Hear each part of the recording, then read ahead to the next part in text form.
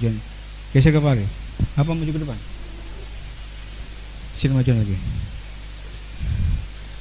Baik, assalamualaikum warahmatullahi wabarakatuh. Apa kabar semuanya? Allahu Akbar. Baik, terima kasih pada kesempatan yang baik ini kita bisa lanjut ya untuk melakukan podcast. Podcastnya berkaitan dengan apa? Tentu podcastnya adalah berkaitan dengan pembelajaran sejarah. Nah, hari ini adalah kita belajar mengenai tokoh sejarah, saya dan tokoh. Ya, makanya judulnya adalah Pentatonik, pengenalan tokoh-tokoh unik. Ini juga unik juga ini manusia yang satu ini. Mari kita sambut Arya Maulana. Nama lengkapnya siapa? Arya Maulana. Arya Maulana ya. Mestinya mic-nya 2. Pak Arif nyari-nyari nggak ketemu. Ya, Arya apa kabar? Alhamdulillah. Baik. Bagaimana perasaannya? Biasa. Biasa aja. Ya. Ternyata Arya hari ini bisa dikalahkan ya.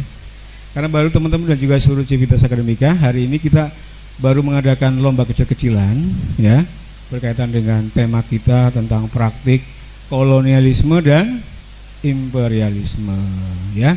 Mudah-mudahan materi yang diberikan, mudah-mudahan apa yang kita pelajari bisa bermanfaat buat kita semua ya. Oke, Arya, bagaimana dengan kesan-kesan kamu mengikuti pembelajaran kita pada kesempatan pagi hari ini?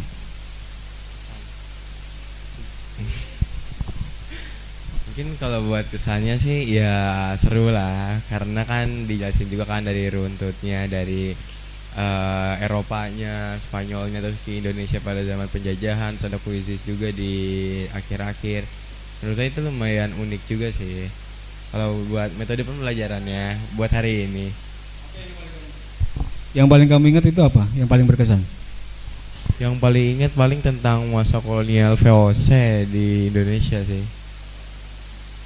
Tentang kayak kondisi pribumi atau kondisi Indonesia pada masa penjajahan Belanda yang ada monopoli perdagangan oleh VOC-nya itu jadi tahu gitu bagaimana sih keadaan nenek moyang Indonesia zaman dulu tuh. Ternyata emang nggak enak itu pada zaman dulu. Tapi jujur ya, dari kolonialisme dan imperialisme itu kan kesannya negatif. Tapi ada hal yang positif apa enggak? Yang bisa mungkin kita bisa ambil dari kedatangan bangsa Eropa, terutama Belanda di Indonesia. Kalau kesan positifnya sih menurut saya lumayan banyak juga ya. Karena nggak selamanya kolonialisme atau imperialisme itu kan negatif. Kayak misal di Belanda itu kan ninggalin beberapa peninggalan juga kan, kayak arsitekturnya, terus pendidikannya yang bisa dicontoh sama pemerintah sekarang. Sama kayak bisa kalau kita lihat negara-negara jajahan Inggris dulu, kayak Malaysia, Singapura, itu rata-rata negara maju. Karena apa? Karena bekas peninggalan, ada sedikit ideologi politik mereka yang dikembangin di negara mereka. Jadi kita juga bisa ambil positifnya dari penjajahan Belanda itu. Oke, keren nggak? Keren yang semangat dong. Keren nggak? Keren gitu ya. Nanti semuanya maju ke depan ini dua orang. Sebentar aja 5 menit aja kan. Semuanya maju semua nanti. Minggu depan di akhir pembelajaran. Habis ini pelajaran siapa? Waduh, nanti kita pakai aja. Kita habisin aja jamnya ya. Enggak lah, bercanda. Ya. Jadi itu kesan dan pesannya sudah disampaikan, kemudian juga apa yang sudah ditangkap di dalam pembelajaran kita juga sudah. Nah, terakhir adalah nih berkaitan dengan tokoh yang sudah Pak Arif tugaskan.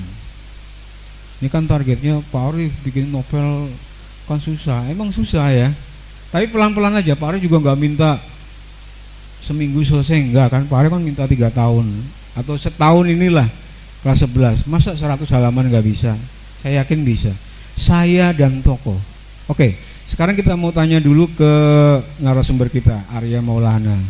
Bagaimana persiapan sampai detik ini tentang penulisan dari tokoh yang sebetulnya bukan keinginan pribadi ya, keinginan kurikulum, keinginan Pak Arif ya.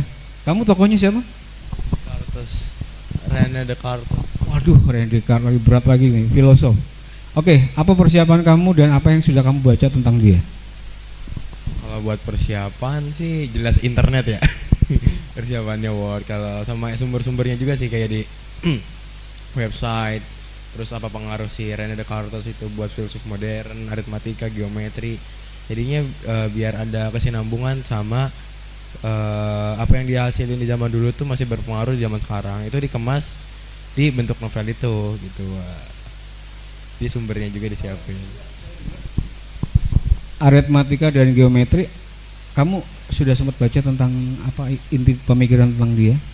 Pemikiran dia.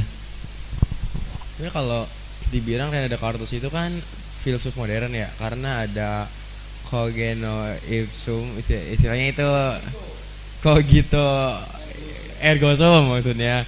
Itu kan ngubah juga kan cara pikir yang dulunya bersifat global jadi diri sendiri.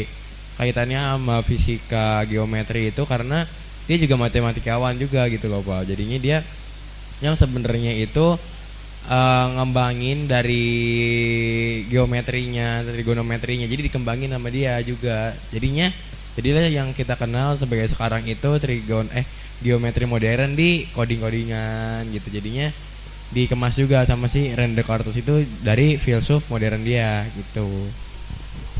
Oke, tepuk tangan dong. Ya, keren sekali ya. Jadi dari tokoh kita bisa banyak belajar. Dari peristiwa sejarah juga kita banyak belajar bahwa Allah sudah menyediakan segala sesuatu. Ada yang orang kemudian berpikir tentang ketuhanan, kemanusiaan, tentang logika segala macam. Harusnya sebagai umat Islam bisa menggabungkan secara spiritual juga, secara intelektual, secara logika juga diambil. Ini pemikirannya René Descartes ternyata dipakai dalam dunia coding mengcoding. Hari nyebutnya coding mengcoding aja. Ternyata dipakai. Berarti ilmunya berguna. Mari kemudian kita kembangkan.